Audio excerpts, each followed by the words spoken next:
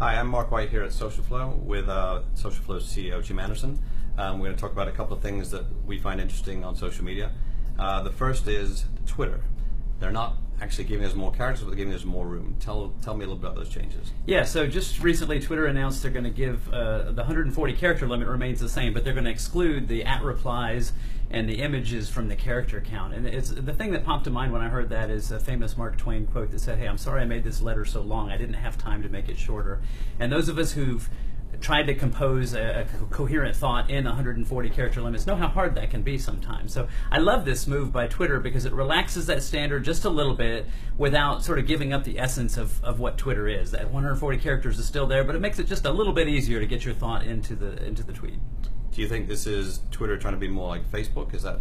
Yeah, I think a little bit. I mean, the images is a part of in the old Twitter, images would count against your character count, and in the new Twitter it doesn't. And so I think that certainly has the effect of encouraging people to upload more images. Makes it a little bit more Facebook-like because, again, images are an important part of how we consume media now. But again, I think Twitter has done a nice job of walking the line here between trying to address some of the usability concerns that people have had, make it easier for people to express themselves and consume content, but without giving up the core distinctiveness that makes Twitter Twitter.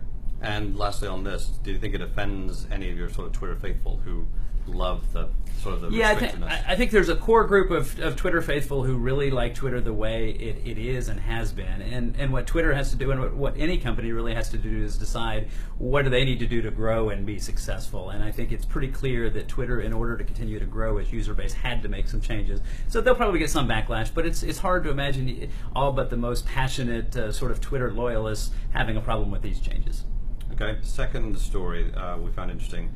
The World Economic Forum came out with a study that says your friends are more popular than you are, which means basically that the people we follow and the people we like have more friends and have a lot more followers than we do. What's your take on this? Yeah, I think that's interesting too, and it makes a lot of sense if you stop and think about it. You know, it's actually quite hard to be distinctive and to consistently say interesting things, whether it be in person, on Facebook, or anywhere. And so I think we all tend to have an affinity and gravitate towards people that we find interesting, funny, or even prolific and able to do that consistently. So it's really not that surprising that we tend to be, as individuals, a bit aspirational and probably follow people who say more and say more interesting things and have more friends than we do ourselves.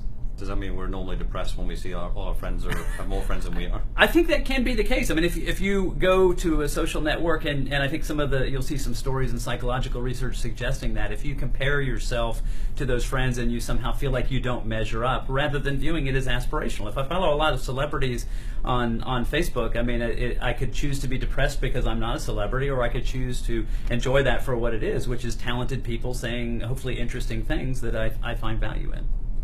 Okay, and this is now to our last story, which is one I've sort of been obsessed with the last 48 hours, which is this sort of NFL supermom, if you like, Annie Apple. Social media has clearly made her a household name because she tweeted out all these interesting, funny things before her son was drafted. Her son, of course, is Eli Apple, who was drafted by the Giants. He's a cornerback.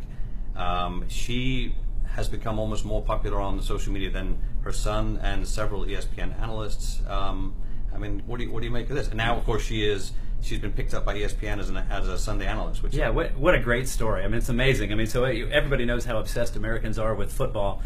So I think it's great. And one of the most popular events of the year, the NFL draft, one of the players, who's really one of the stars of the show, is upstaged by his mother. I mean, what an interesting story. And as I looked at her content and what made her so popular, it's interesting. I think she brings three things. One is sort of a homespun wisdom, right? She's his mother, but she's got a lot of common sense, and she's not afraid to express it, which is number two, an outspokenness that I think people really gravitate towards. Tell me what you think. I mean, don't just sort of give me bland platitudes. Tell me what you really think. And then number three, she's quite funny.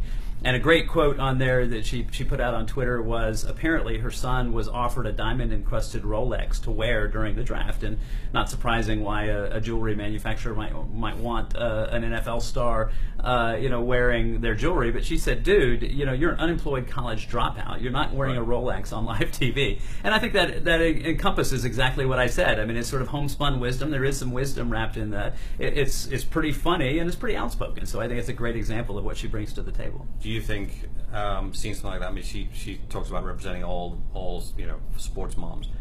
Do you see sort of now maybe there's going to be a race for I don't know, any parents that really want to have a job in social media, or at least carry over to traditional broadcast, doing these sorts of things. I mean, has she given rise to kind of a new set of people? Instead of going to journalism school and anchoring a small market, you just do what she did. You just sort of gain this following and this sort of cult following, and then you wind up on ESPN. Yeah, I think I could absolutely see that. I mean, success breeds imitation, right? And if somebody sees that she's successful doing that, then I think you're going to absolutely see an opportunity for other outspoken moms or dads or other parents or family members. And it also adds a dimension to the conversation that I think sports fans really like too, because players sort of have the fact that they work for a particular, a team or league, and they always have to be a bit more guarded in their comments. And a parent maybe doesn't have quite as many of those restrictions to really say what's on her mind or on his mind. Right. Okay, fantastic. And that is it for us today at SocialFlow. We'll be back very soon, and we'd love to hear your comments.